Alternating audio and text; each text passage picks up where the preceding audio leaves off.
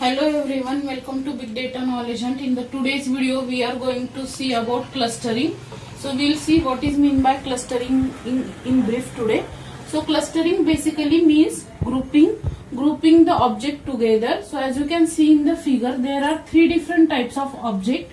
So if you want to classify the object or if we want to divide the object into different groups, we have to group all this in a different group.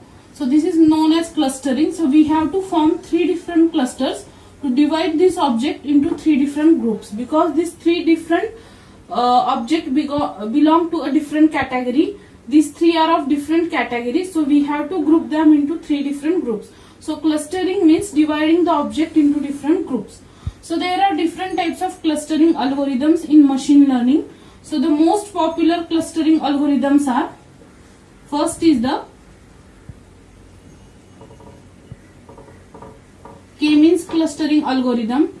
K-means clustering algorithm is the widely used clustering algorithm in machine learning, whereas the next is the hierarchical clustering algorithm.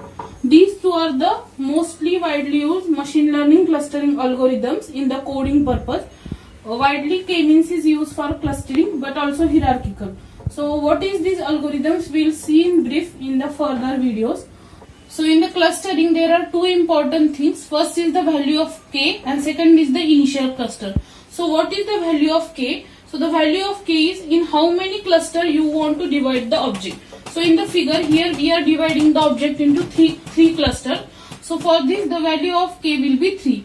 Similarly, initial clusters means which object value you want to take as the initial cluster. For this example, if I want to take this as the initial clusters, then we have to divide all the object around this object. So for classifying the object into the group, we have to know which is the initial cluster. So these are the two important things whenever we are classifying the object into the group or into the clusters. So these are the two important things we should know whenever we are classifying the object into the clusters.